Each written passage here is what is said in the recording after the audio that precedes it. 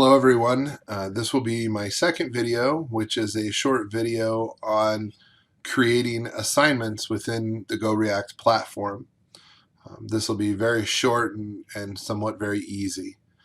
So the first step after you've created your section, you've logged in and created your own account as an instructor, and then you've created sections for each of your classes, and you can see up here in the upper left I'm in 1100-003, just a fake section that I've made. And it's now time to create assignments so that my students can actually load their speeches into GoReact.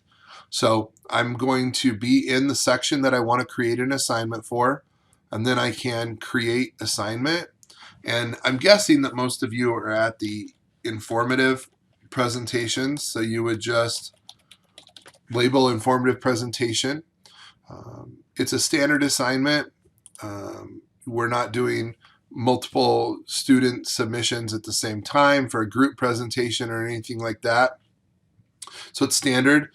I usually leave the dates blank, availability date and due date. It becomes available as soon as you create the assignment this way. And then the due date, I don't like to mess with, but some of you might want to create a situation where students are not able to upload a speech after a given date. I tend to just leave it empty.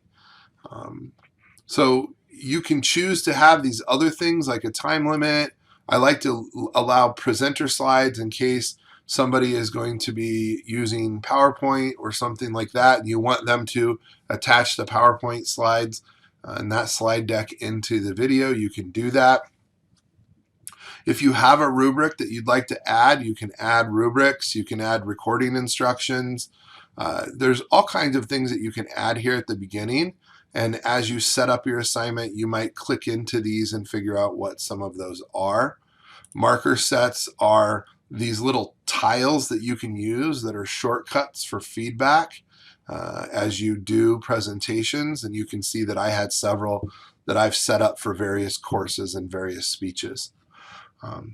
But ultimately, when you've filled this out and determined if you're going to have a student rubric, if you're going to have some sort of instructor attachment, any of that stuff attached to the assignment you're creating, you'll just create assignment.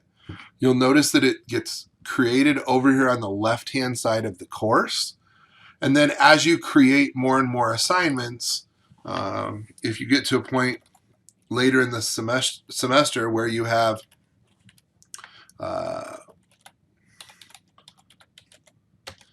the persuasive presentation, you would have another presentation, and you would create that assignment as well, and you see that they populate over on the left-hand side.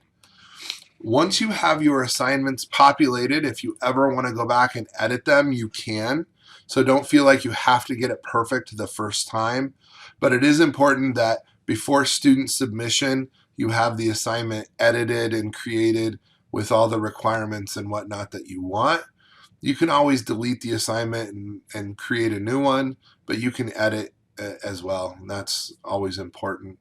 So a student will need to make sure that when they're uploading their video that they have a choice of what assignment they're uploading it into. So am I uploading it into the informative presentation, right? So we want to make sure that those are created for the students. If I go into one of my own sections, just to give you a look, you can see that here's one of my face-to-face courses where we've used GoReact. So their introduction presentations were recorded and posted in here. Their narrative presentations were recorded in class and posted in here as well. And it looks no different for an internet class. So if I was to go to one of my internet classes, and you can see here is IAI number 1, their informative speech. You can see that these students have loaded their presentations in, and these are remote uploads that students have recorded on their own. So it doesn't matter what type of course, whether you're doing an internet or a face-to-face course, you can use GoReact as a platform to upload speeches.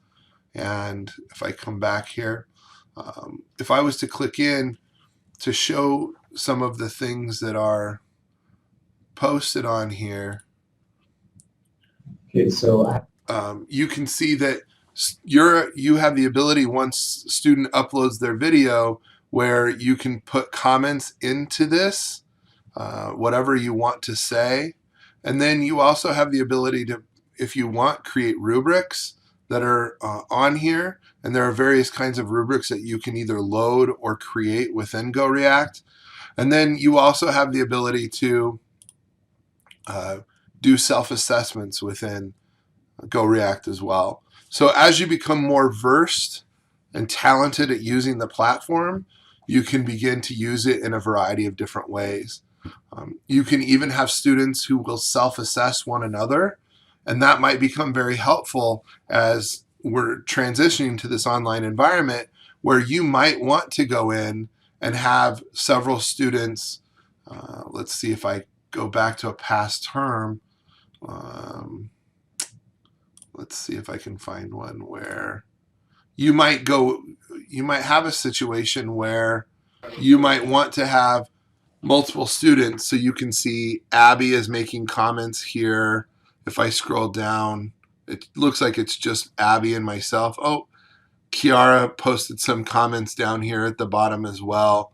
So you have the ability to also have students do peer-to-peer evaluations within GoReact as you move forward using this platform as well. So those are some things to think about, but at a very basic level, what you're doing right now to simplify is you're creating your course. From creating your course, you're creating an assignment, you're adding the assignment name, whatever it is, putting the parameters of that assignment out there, and creating that assignment so that they have a place to upload the video.